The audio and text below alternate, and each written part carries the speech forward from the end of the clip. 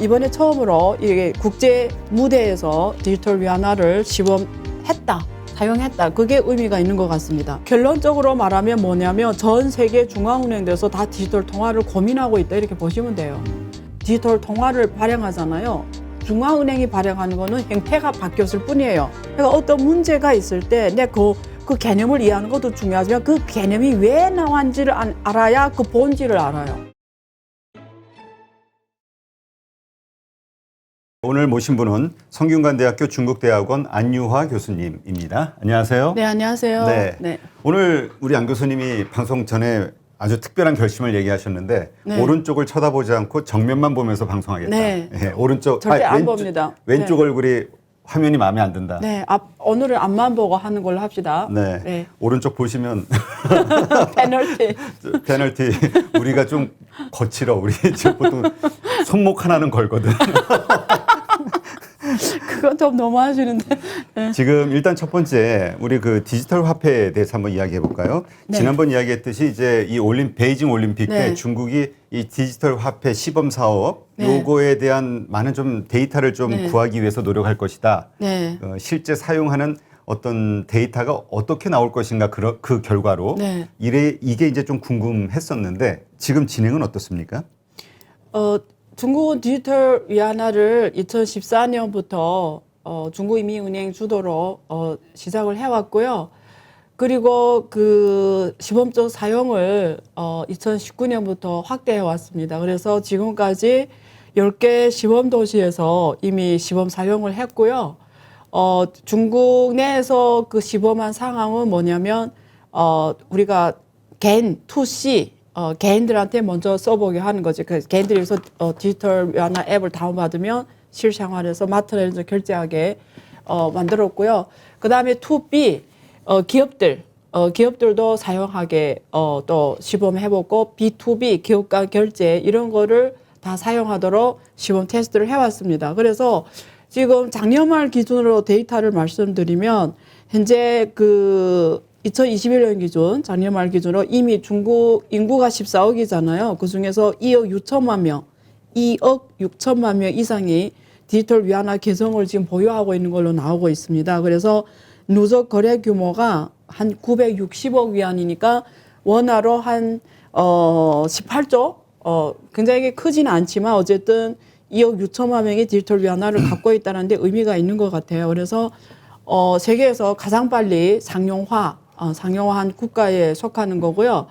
이번에 추가로 이 올림픽하고 관계되는 거는 올림픽에는 외국인들이 오잖아요. 그래서 외국인들이 오니까 외국인들한테도 이 디지털 위안화를 쓸 수 있도록 손목 밴드라든가 핸드폰이라든가 이런 데서 쓸 수 있도록 시범 사업을 이번에 했습니다. 그래서 지난번에 그 북경에 있는 기자 얘기를 들어보니까 아직 자기는 왜냐면 이게 디지털 통화라고 하면 사람들이 걱정하는 게 뭐냐면 자기 개인정보가 털리는 줄 알아요. 그렇죠.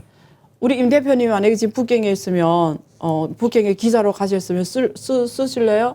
만약에 북경에 지금 올림픽 기자로 가셨으면 디지털 위안화로 쓰실래요? 쓸 용의가 있으십니까? 어때요? 아니 굳이 쓸 필요는 없죠. 근데 그러니까 억지로 네. 그러니까 그렇게 사용할 수밖에 없는 환경이라면 그냥 별 걱정 없이 쓰겠는데. 굳이 그 필요성이 없다면 굳이 쓸 근데 필요도 없다. 그러니까 이게 우리가 좀 네. 우리가 한국적 환경에서 생각해 보면 우리는 너무 편하잖아요. 핸드폰 갖다 대도 그냥 그렇죠. 모바일 결제가 다 되든 되니까. 신용카드가 네. 되든 네. 특별히 디지털 화폐에 대한 욕구가 근데 그래서 북경에 갔다고요, 현재. 북경에 있다고요. 지금 올림픽에서 기자로 그러니까 활동하고 있다고요. 한국 같은 환경이라면 굳이 쓸 필요는 없을 것 같은데. 네. 안 된다고 하니까 그거밖에 방법이 없다면 쓰겠는데 다른 방법이 있다면 안 쓰겠다라는 거죠. 그렇죠. 그런 뜻이죠.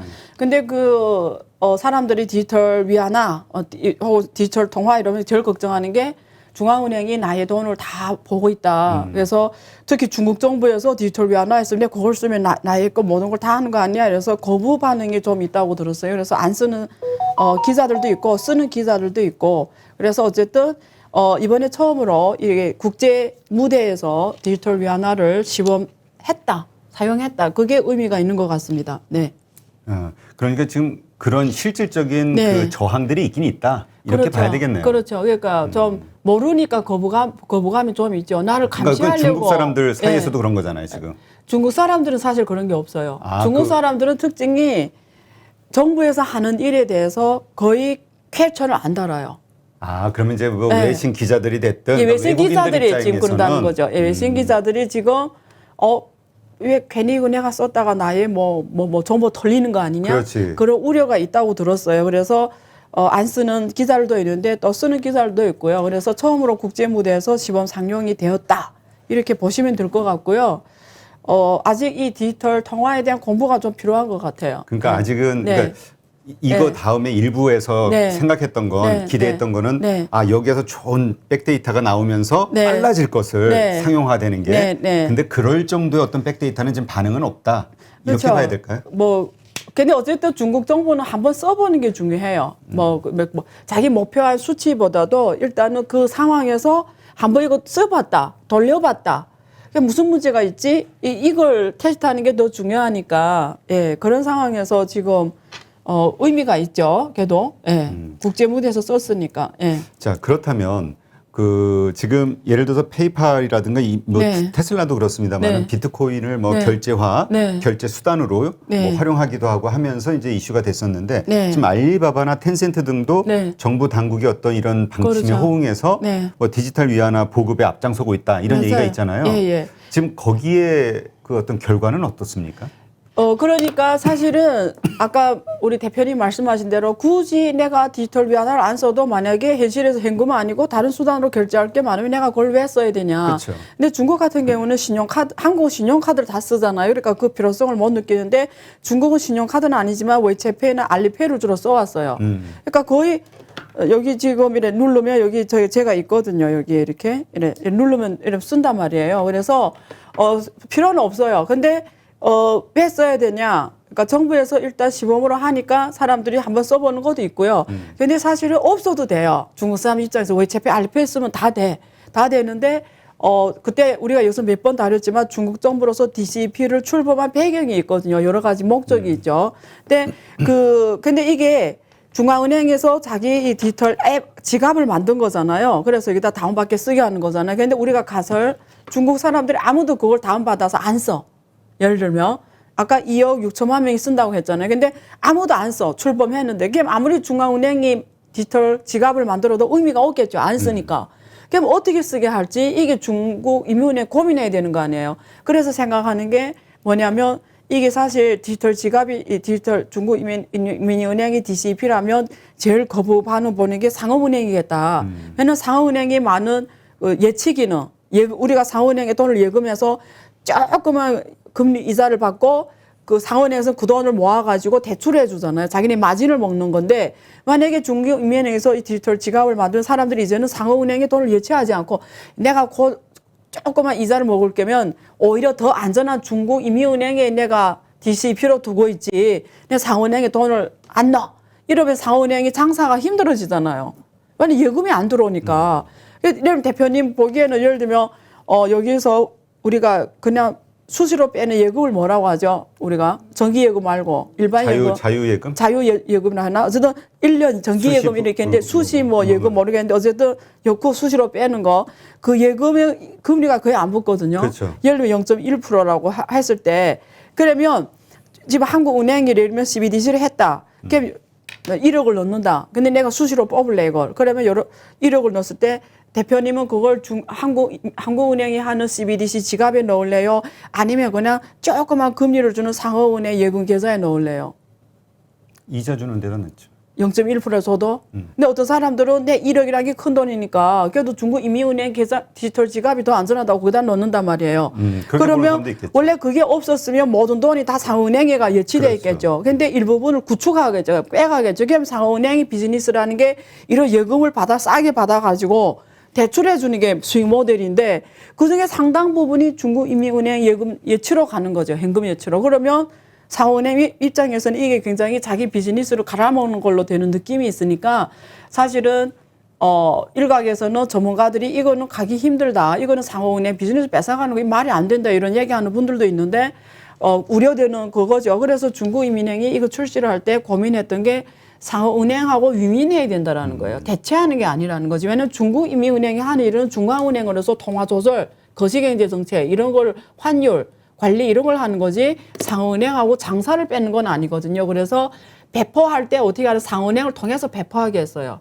원래는 굳이 상호은행 안 거쳐도 돼요. 우리가 구글 플레이 들어가서 그 앱을 다운받으면 돼. 내 상호은행 없어도 돼. 사실은. 근데 중국인민은행이 이걸 국민들한테 배포할 때 자기가 개설한 은행 계좌, 뭐 중국의 뭐 공상은행이라든가 뭐 농업은행이라든가 건설은행의 은행 계좌 연동시켜 놨어요. 그러면 내가 그 은행의 앱에 들어가면 그 DCP로 바로 전환이 될 수 있게 해놨거든요. 똑같은 원리로 지금 질문하신 알리바바하고 텐센트도 우리가 다 앱이잖아요. 그렇죠. 핸드폰에. 그럼 거기 들어갔을 때 바로 DCP를 쓸 수 있게 만들어 놓은 거예요. 그러면 전점이 뭐냐면 얘네들이 이미 중국에서 알리바바, 텐센트 지금 사용 인구가 10억이 넘거든요. 10억이 넘잖아요. 그렇죠. 그러면 중국인민은행이 그 DCP가 만약에 WeChat, 알리페이를 통해서 배포가 되면 그 순간 10억이 쓸 수 있게 되겠죠. 왜냐면 거기 들어가 바로 전환이 되기 때문에. 그래서 중국인민은행이 배포 방식으로서 상호은행을 활용하지만 알리바바, 텐센트 이런 전자상 결제 플랫폼들도 지금 활용하고 있다. 이렇게 보시면 됩니다. 네. 그러니까 이제 투자자들 입장에서는 이렇게 볼 거예요. 그러니까 디지털 화폐와 네. 관련된 산업 이런 것들이 어떻게 변할 것이냐. 결국 이것의 그 네. 도입 진행 속도, 상업화 진행 속도와 지금 많은 분들이 투자하고 있는 네. 비트코인이나 뭐 네. 이더리움이나 이런 쪽의 시장이 또 연동돼 있으니 이걸 네. 어떻게 해석을 해야 될까? 예, 그렇죠. 그래서 많은 사람들이 질문하는 게 뭐냐면, 만약에 그 한국은행이나 혹은 미국은행, 중앙은행 연준이 하는 이런, 디지털 통화가 나오면 비트코인이라든가 이더리움이라든가 이런 가상화폐가 없어지는 겁니까? 이런 질문을 많이 해요. 제가 여기서 명확하게 정리를 해드리면, 그러니까 여러분들이 우리가 문제를 학습 방법을 하나 말씀드리면 여러분 우리가 이런 방송을 하는 게 뭐 어떤 뭐 시장을 예측한다기보다 여러분들한테 경제 개념을 심어주고 문제를 사고하는 방식을 알려주는 게 더 중요하거든요. 그래서 우리가 공부를 할 때 혹은 어떤 문제를 사고할 때 그 앞에 있는 그 내용보다 더 중요한 게 있어요, 여러분. 그 뒤에 배경을 아는 게 더 중요합니다. 배경. 이런 비트코인이다. 이러면 여러분이 지금 비트코인이 뭔지를 공부하는 것도 중요해요. 비트코인이 뭘까? 지금 자료를 찾아가서 비트코인 공부하는 것도 중요하지만 사실 더 중요한 건 비트코인이 왜 나왔을까를 공부하는 게 더 중요해요. 이더리움도 똑같아요. 이더리움 공부를 하잖아요. 그럼 이더리움이 왜 나왔을까? 비트코인이 있는데 왜 이더리움 나왔을까요? 비트코인이 있는데 왜 이더리움 나왔을까요? 이더리움 공부하는 거랑 이더리움이 왜 나왔을까랑 다른 공부예요. 그러니까 어떤 문제가 있을 때 내 그 개념을 이해하는 것도 중요하지만 그 개념이 왜 나왔는지를 알아야 그 본질을 알아요. 그게 공부하는 방식입니다. 그래서 비트코인은 왜 나왔냐면 반정부예요. 왜 반정부일까? 2008년에 금융위기 터지면서 미국에서 천문학적인 돈을 찍어냅니다. 이번엔 더 많이 찍었죠. 이번 코로나 위기 그렇죠. 때. 그러니까 우리가 갖고 있던 이 달러 자산들이 다 종이 조각이 되는 거죠. 예? 그러니까 이거는 내가 잘못한 게 없는데 내 자산이 그냥 뺏겨가는 거예요. 그러니까 이런 중앙은행들이 이런 행태에 맞서서 이걸 극복하기 위해서 만들어지는 하나의 국제 결제 시스템으로서 만들어진 게 비트코인이에요. 그러니까 중앙 시스템이 없는 거예요. 없고 우리 노드들, 그러니까 거기 우리 채굴업자라고 하죠. 우리 둘이 결제하는데 그 채굴업자들이 그래 이거는 합법적인 거래라는 거를 인정해주면서 만들어진 게 비트코인 시스템인데 중앙 시스템이 없는 거죠. 그래서 중앙은행은 필요 없다. 이런 개념에서 수학적 개념으로 중앙은행의 신용을 대체해버린 거죠. 중개기관을 없애버린 거거든요. 근데 어쨌든 그런 의미에서 보면은 비트코인은 중앙은행이 DCP를 하네 안 하네와 관계없다라는 말씀을 지금 드리는 거예요. 왜 비트코인이 왜 만들어졌죠? 이런 중앙은행이 이런 무작위로 돈을 찍어가는 횡포화폐에 맞서서 만들어진 국제통화 시스템이라고 보시면 돼요. 그렇기 때문에 많은 사람들이 블로그에 정리하거나 혹은 질문할 때 보면 이게 이제는 암호화폐가 어제는 끝났어. 이런 게 되게 많아요. 더군다나 요즘은 뭐 가격도 폭락하고 요즘에 하니까. 또 폭락하니까 역시 이제는 중앙은행에서 나오니까 이런 가상화폐가 버티겠어? 여러분 다른 문제입니다. 다른 문제예요. 그래서 그렇게 보지 마시고요. 상관이 없는 일이에요. 그리고 중국인민은행이든 미국 연준이든 한국은행이든 디지털 통화를 발행하잖아요. 중앙은행이 발행하는 거는 형태가 바뀌었을 뿐이에요. 호주머니에는 종이돈이 디지털로 전자통화로 바뀌었을 뿐이에요. 속성은 안 변했어요. 무슨 속성이 안 변했죠? 중앙은행이 돈을 찍어내면 찍어낼 수 있다. 마음대로. 그거는 안 변했어요. 제가 이제 그 마지막 파트에서 이런 얘기 해드릴게요. 지금 이 파트에는 주로 주제가 우리가 DCP니까 더 안 풀겠습니다. 네. 네. 더 궁금해지네. 네. 궁금하죠? 자, 네. 그러면 일단 그 지금 잠깐 말씀하셨지만 이 비트코인이 결국은 반정부, 그러니까 네. 지금 달러 패권에 도전을 네. 한 거잖아요. 네. 네. 그러니까 결국은 미국을 포함한 이 금융 패권국, 그러니까 달러 패권국, 네. 미국이 과연 이걸 인정해 줄 것이냐, 네. 디지털 화폐가 퍼져나가는 네. 걸, 네. 이런 의견이 하나 있고, 네. 그래서 어려울 것이다. 그리고 그러한 행위를 하는 중국의 이러한 그 선도적인 행위들을 일단 패권에 대한 도전, 네. 이렇게 보는 경우가 있잖아요. 네. 어떻습니까? 미국도 근데 디지털에 대해서 이제 디지털 화폐에 대해서 조금씩 긍정적으로 변하고 있다, 이런 뉘앙스도 있던데요. 며칠 전에 그 디지털 달러 백서를 발행했어요. 미국에서 연준에서 자기네도 검토했어요. 이름이 디지털 달러. 달러도 디지털 달러 형태로 이제 출시를 해야 되냐 이런 검토 보고서가 나왔습니다. 그래서 결론적으로 말하면 뭐냐면 전 세계 중앙은행들에서 다 디지털 통화를 고민하고 있다 이렇게 보시면 돼요. 그 중에서 중국이 좀 빠르게 내놨다 이렇게 보시면 되고요. 미국도 사실은 디지털 달러를 지금 검토하고 있어요. 그래서 여기서 이슈가 뭐냐면 미국에서 지금 그 나온 디지털 달러 백서를 보면 여러분 놀랍게도 블록체인이라든가 이런 개념이 없습니다. 그 안에. 없어요. 그 안에서 주로 검토하는 건 뭐냐면 디지털 달러가 나왔을 때 이 상호은행 체계, 기존의 금융 체계에 대한 충격이 뭔가, 리스크가 뭔가 이런 데 초점이 맞춰져 있어요. 그래서 그다음에 가장 중요한 초점은 굳이 종이 현금을 디지털 달러로 대체를 해야 되나? 왜 해야 되냐? 필요성. 네? 그런 데 초점 맞춰져 있어요. 그러니까 아직 결론을 내렸다기보다 문제점들을 전부 이렇게 헤집어 놓은 상황. 예. 그리고 거기다 이렇게 120일간의 의견을 수렴하겠다고 그걸 내놓은 겁니다. 그래서 각 사회 각계각층한테 의견을 수렴하는 거예요. 굳이. 왜냐면 디지털 통화라는 걸 뭘 딱 대체하는, 정확하게 종이돈을 대체하는 개념이에요. 종이 현금 대체하는 거예요. 그래서 이게 120일간의 기간을 가지고 사회 각계각층의 의견을 수렴해요.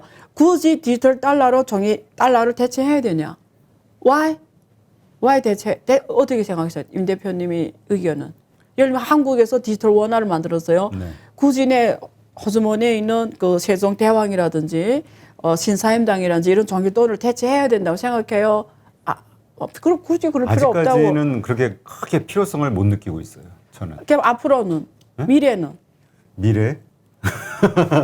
이 하루살이 인생이라 1년 이후를 걱정을 안 해가지고. 대표님, 제가 이 방송에서 열심히 강연을 몇 번 했는데 제가 강연 이렇게 좀 떨어지는 학생이 있어야 자꾸 반복 학습을 하지. 제가 왜 디지털 현금을 만들어야 되냐. 당연하죠. 지금 말씀하신 지금까지는 별로 필요 못 느끼죠. 그렇죠. 그리고 대부분 신용카드 쓰기 때문에 또 한국에서는 현금에 대한 수요가 별로 크지도 않았고. 근데 미국 가면 잘 아시잖아요. 미국 가면은 우리가 맨날 그 동전을 넣는 주머니를 들고 다녀야 돼요. 그렇죠. 왜냐면 카드를 안 받는 곳이 너무 많아요. 거기는. 그래서 항상 그 현금을 주고 맞다 보면 동전이 그냥 이렇게 쌓이거든요. 그럴 때 느껴요, 안 느껴요? 그렇죠. 그때 느끼죠. 여기서는 그런 경우가 없는데 저도 네. 캐나다라든가 이런 데 가서 외국 많이 다니셨잖아요. 나가면은 늘 그게 잔돈이 있죠. 필요한데 없으니까 늘 필요하잖아요. 뭐 하나라도 사면서 잔돈 바꾸기도 그렇죠. 하고. 근데 그게 편해요, 불편해요? 불편하죠. 그게 그런 현금의 장점은 뭘까요? 그런 종이 현금하고 이런 현금, 종이 현금 장점이 뭘까요? 보시기에. 우리 저기 그 소매치기들에게 분배해 줄 수 있다는. 저 에펠탑 밑에서 공동부요. 공동부요 개념으로 그런 분들한테도 기회를 준다. 좋은 말씀이네요. 왜냐면 만약에 디지털 원화, 디지털 달러 되면 소매치기들이 이제 돈을 못 소매치잖아요. 그 대신 또 다른 형태의 범죄가 나오지 않을까요? 그거는 그렇죠. 해킹이라든가 이쪽이 그렇죠. 아마 그거는 더 발전되는. 그 소매치기자들이 다 무슨 해킹으로 가겠네요. 그렇지. 그러니까 예전에는 네. 칼로 가방 찢는 거 연습했으면 지금은 이제 해킹, 코딩부터 배워야 앉아서 돼. 앞으로 이게 코딩 이게 수요가 더 커지겠네요. 좋은 말씀인데, 그러니까 무슨 말이냐면 이게 디지털 달러 백서를 봐도 제일 많이 검토하는 게 왜 굳이 현금을 그렇죠. 대체해야 되냐. 근데 현금이라는 게 장점이 뭐냐면 철저하게 익명성이잖아요. 그렇죠. 익명성. 근데 이게 중국에서 이 디지털 위안화를 내놓으니까 사람들이 다른 민주주의 국가에서 엄청 뭐라고 하는 이유가 이게 현금은 철저하게 익명성인데 이 디지털 위안화는 중앙은행에서 다 안다는 거지. 당신이 어디다 돈 썼고 어떻게 하고 원하면 그러니까 오히려 이 한 개인의 운명이 국가에 더 종속이 돼버린다는 거지. 컨트롤. 그래서 거기에 대한 엄청난 그 우려감을 표시하고 반대를 하는 거거든요. 그러면 디지털 달러가 나와도 똑같은 문제가 있는 거죠. 전반적으로 이게 미국이 하든 중국이 하든 사회주의 중국이 하든 민주주의 미국이 하든 전 세계 누가 하든 똑같은 문제가 있는 거예요. 그렇죠. 일단 디지털로 바꾸게 되면 그게 민주주의 국가든 사회주의 국가든 그 국민에 대한 통제성은 더 커진다라는 거죠. 그래서 거기에 대한 우려를 표하는 거거든요. 그래서 그런 게 사실 지금 사회적 합의를 도출하는 과정이 민주주의 국가는 의견을 수렴하는 거고 사회주의 국가는 그냥 하는 거고 이 차이, 예, 이 차이거든요. 예. 근데 저는 이렇게 생각해요. 그렇죠. 예를 들어 범죄자들아 이런 사람들은 이게 추적이 안 되면 좋겠죠. 그렇죠. 근데 그러니까 대부분 선량한 그렇죠. 대부분의 사람은 별로 신경을 안 쓰지. 별로 상관이 없죠. 그게 근데 혈성만 높으면 더 돈이 좋다 많은 이거지. 사람들의 입장에서는 그렇죠. 이제 신경 쓰이는 거죠. 그렇죠. 결국 이게 디지털로 가면 다 편하거든요. 아이디 하나로 모든 결제가 다 돼버리고 그래서 나는 정보 문제를 크게 고민할 필요는 없는 것 같아요. 근데 이게 기득권 계층에서는 좀 다를 수가 있는데 그런 문제가 이슈로 나오면서 세계 각국 중앙은행들에서 여러 가지 방식으로 고민을 하고 있다. 그런 디지털 보안 문제를 특히 개인정보 보호 문제를 어떻게 해결할 것인가 그렇게 보시면 됩니다. 네. 그러니까 이런 것들이 결국은 그 비트코인 같은 네. 이런 가상화폐, 예. 가상자산 시장에 네. 큰 영향을 끼치지는 않을 것이다. 다른 이렇게, 문제라는 거죠. 전혀 네. 별개로 네, 봤다. 별개의 문제라는 거죠.